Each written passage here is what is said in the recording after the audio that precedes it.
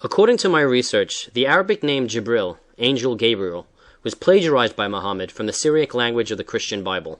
Will you tell us why and how the Angel Gabriel became Islamized by Muhammad? Muhammad's knowledge of the Hebrew Bible and the New Testament was based entirely upon apocryphal stories that he had heard from priests, rabbis, or storytellers. Being ignorant of the facts, he got most of them mixed up in his Quran, as we have shown repeatedly in our series. Of the 1.3 billion followers of Muhammad that exist today, not more than a few hundred people can tell us where and when the angel Gabriel first appeared in the Bible and what his actual Hebrew name was and what it meant. Muhammad too was obviously totally ignorant of all of the above. The most important item that stuck in his mind was that the angel Jibril was the messenger of God who revealed to Mary the arrival of Jesus as the Redeemer of humanity. Being the consummate desert pirate that he was, he not only plundered the wealth, produce, and lives of others, but graduated to plundering, plagiarizing, pirating, and perverting the thoughts, precepts, concepts, and ideas of other people and claimed them to be his own.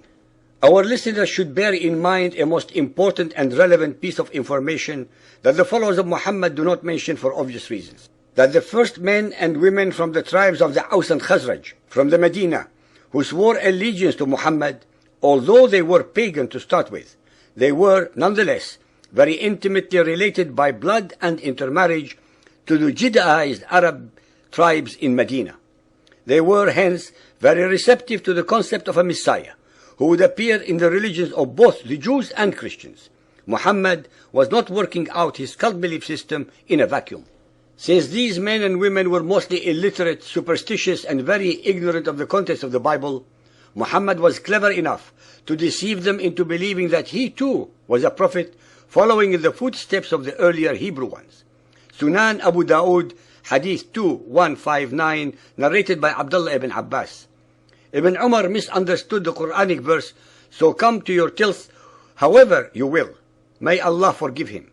The fact is that this clan of the Ansar, who were idolaters, lived in the company of the Jews, who were the people of the book. They, the Ansar, accepted their superiority over themselves in respect of knowledge, and they followed most of their actions. The people of the book, i.e. the Jews, used to have intercourse with their women on one side alone, i.e. lying on their backs. This was the most concealing position of the vagina of the women. This clan of the Ansar adopted this practice from them.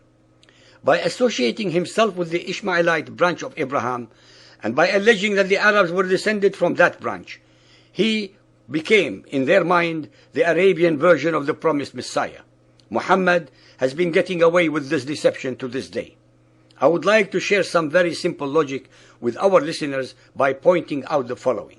1. Let us assume for argument's sake that Allah of the Quran is actually God. 2. That Allah is the same God as that of Moses and Jesus. 3. The Quran asserts repeatedly that it was Allah who revealed the Torah face to face to Moses, Kalimullah, and the Injil Gospels to Jesus. 4. That they are all preserved incorruptible with him in heaven. 5. The Quran also states that it was the angel Gabriel who revealed even earlier revelations to the other prophets of the Quran, such as Noah, Abraham, Job, King Solomon, etc. Let us now examine these Quranic statements one by one. 1. In which language did Allah reveal the Torah to Moses and later the Gospels to Jesus?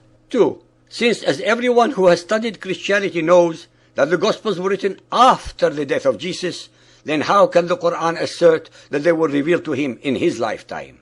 3. Since both the Torah and the Gospels are true revelations from Allah, then how can anyone explain all the contradictions, discrepancies, historical and theological dislocations and contortions that fill the Quran when comparing its stories with the same events in their original form in the Bible, the very first revelation? 4. Why would the angel Jibril Gabriel, who predicted the arrival of the Messiah Jesus, change his message and claim that Muhammad was the one? 5. How is it logical to accept and believe that the same angel Gabriel would deny the death of Jesus on the cross? 6. Nowhere does the Bible mention any other books that were revealed to any of the Hebrew prophets besides Moses. 7. Can any follower of Muhammad give us the names of the other revelations in book form to the other prophets of the Quran and where they are? I can go on reciting at least 60 to 70 other differences, but I believe that the above are enough, since finding an answer to them would also be an answer to all of the others.